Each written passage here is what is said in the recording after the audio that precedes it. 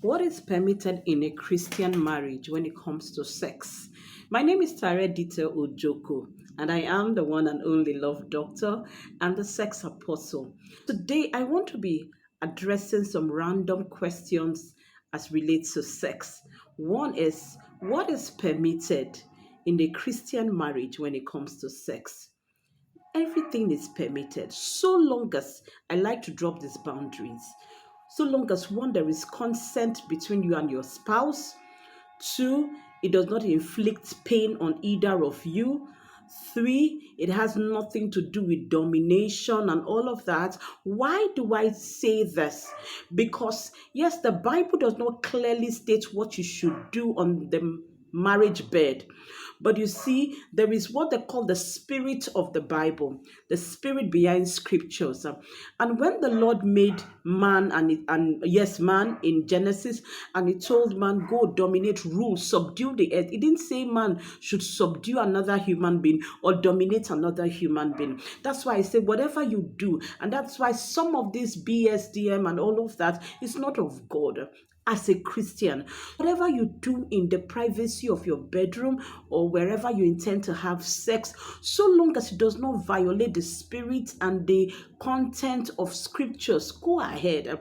Spirit in the sense that, yes, the Bible does not say don't tie your husband or your wife when you're having sex, but the idea, the spirit behind it is to dominate and to rule. And you're not supposed to dominate and subdue another human being, not to talk about someone who you're one with in marriage. So apart from this, go ahead. If you want to tumble on your bed, please go ahead. If you want to hold the head of your bed to take any position you like and anything you want to do that is consensual, please go ahead. Kick the ball out of your bedroom. Anything that brings boredom and makes you dissatisfied sexually, work on it. Try things, tweak things, change position, change styles, have oral sex if it's okay by both of you. Just go ahead. So that's my number one. What is permitted in sex for a Christian couple depends on what both of you want, in addition to these boundaries that I have shared with you. My opinion. The number two question I want to handle today. Some people say, especially for Christians who never had sex with their spouse before the wedding night. And the question is, what if upon the wedding night you realize that your husband's penis is very small? What do you do? I've had people ask me these questions, even people who are married to people who have small in their mind, small penis. What do they do?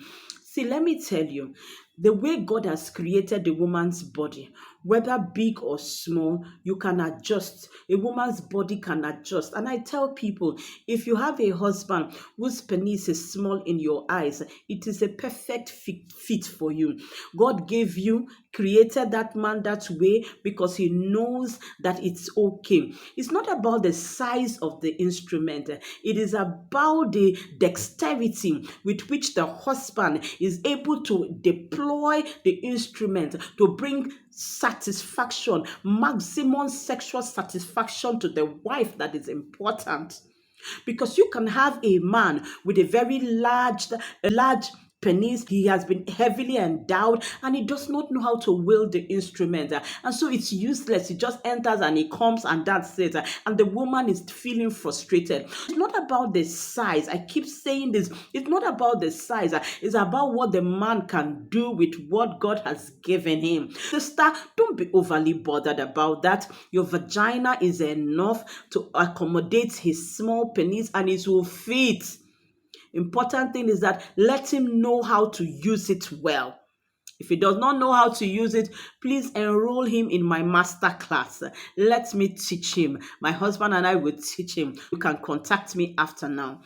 And then number three question is for the one who says my husband's penis is too big, it's too large, and it hurts me whenever we have sex. Let me talk to you, my sister, and also let me address you, my brother, who has that cabinet heavily endowed. Is a blessing from God. But you need to know that sometimes less is more. So you need to know how to use it well. If you have that kind of, you are heavily endowed, please, there are certain positions that may not be too good for you when you're having sex with your wife. You see that position that you have to pull her completely into yourself and then you ram into her, you're going to hurt her badly. And then another thing, if you are very well endowed, please, whenever you want to have sex with your wife, make sure she's properly lubricated, so that you don't bruise her or hurt her vaginal walls.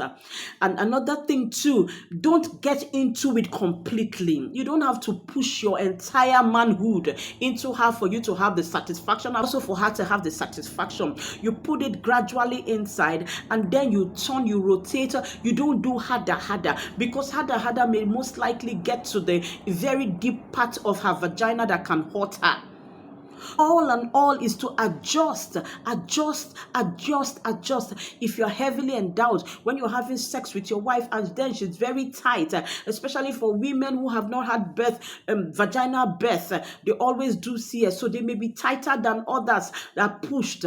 So make sure that she's very lubricated, and then don't pull her so high. It's not the one that you will lift up her two legs and then you pull her bum to yourself completely. That one is too deep a penetration. It will hurt her.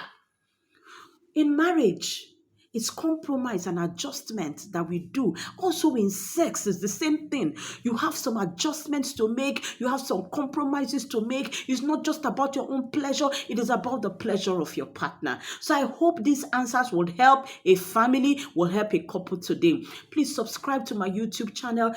Follow me on Instagram, follow me on Facebook, share this video, let it go viral. It will help a couple. God bless you. Thank you so much for coming on to my space today and having me share this with you.